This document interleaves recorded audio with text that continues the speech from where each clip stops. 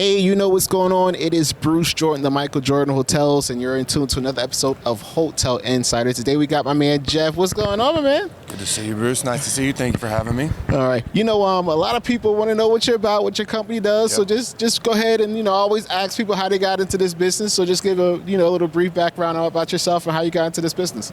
Yeah, so it kind of came a bit organically. I played professional basketball, and that took me around the world. And then I ended up in Sweden, where my wife is from, and now we have two beautiful kids, and started working for a retail payments company called Planet. Nice. That through acquisitions, we acquired a hospitality gateway called 3C, which then put us into one of the largest payment ecosystems on the planet, which is hospitality payments, which is now my role. I'm vice president for global enterprise payments, obviously working all over the globe, and with the main focus over the next 12 months of growing our North American footprint.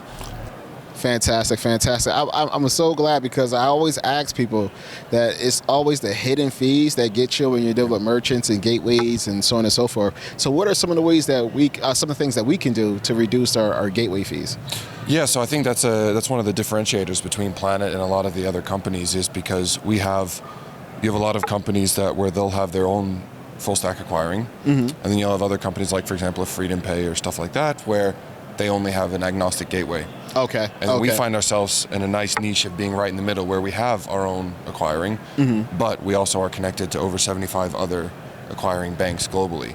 So that allows you the opportunity to take an offer from us. You can see what kind of terminals you want to use. We use most of the big name brands of terminals. We focus on PACs, which we actually find to be absolutely brilliant devices. But you can use different certified acquirers with it. So it gives you that flexibility. So if you're pricing, of course, we would prefer you to go full stack. So from a pricing perspective, we're always going to price that relatively aggressive, but some people have a legacy agreement with their bank. And so we think that flexibility gives them a way to compare options, because it's our technology, it's the gateway that I think is our best foot forward.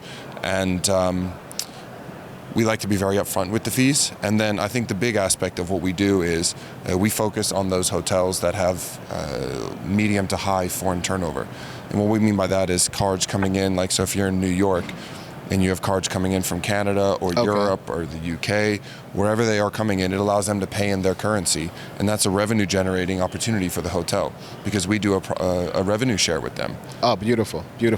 Like, I see there's, especially when you're negotiating these contracts, like, there's some red flags. Can you identify those red flags and what we should be looking out for when it comes to negotiating these contracts for payment processing?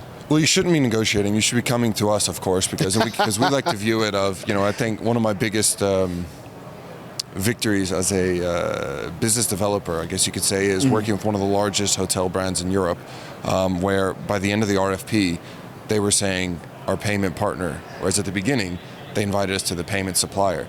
Nice. And I think that's a key word. It's the verbiage that your counterpart would be using. I like to view it as a partnership, because if something's going on with your payments and I'm your payment provider, then as partners, I have a problem, not just you. I'm not leaving you out in the cold. And so I think you should keep a look to see, is this somebody who's going to, but hit it and quit it and move on to the next deal? Or is it somebody who's actually going to take responsibility for, hey, Bruce, I sold you this. I got you to do this. Come on board. Welcome to the family. If there's a problem, you call me.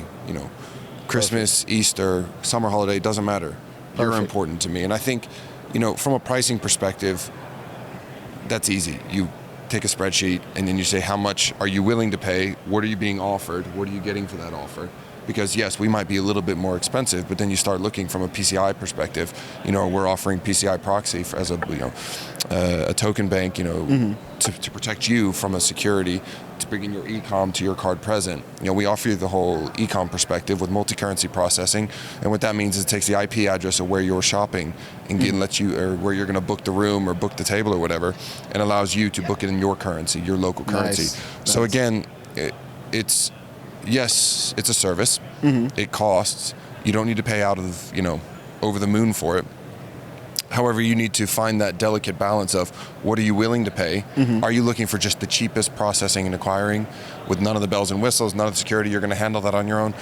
Probably not going to be Planet. But if you're looking for that all-in-one partner where you want to have additional hospitality software, whether online or card present, then You just take a look at it from the pricing perspective, if that's within that wheelhouse of what you're willing to pay.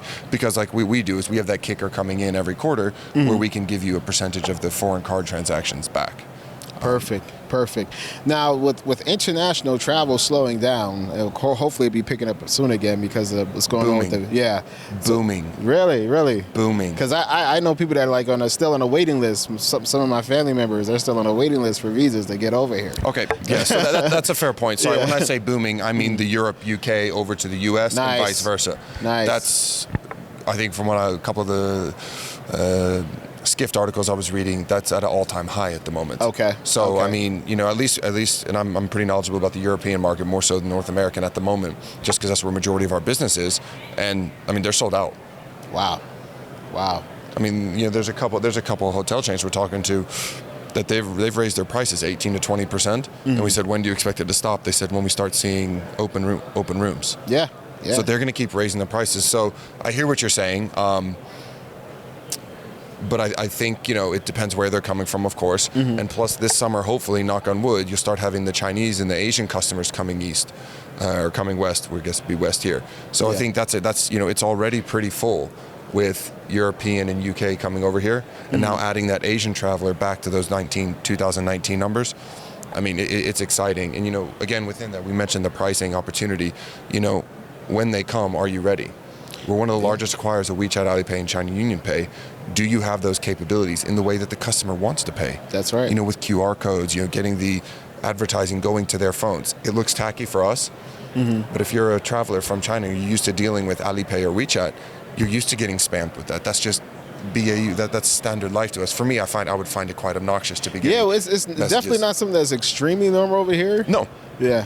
But you're not doing it for you. You're doing it for those customers, and you want to bring them in. So I think there's an opportunity to grow post-COVID for people to realize that the way of doing stuff for the last 20 years is not the way we need to do it for the next 20. And that's right. That's why we're taking this advantage to come over and bring our expertise in foreign or in European hotel payments and kind of bring that over to kind of upgrade a bit the payment opportunities that we have here.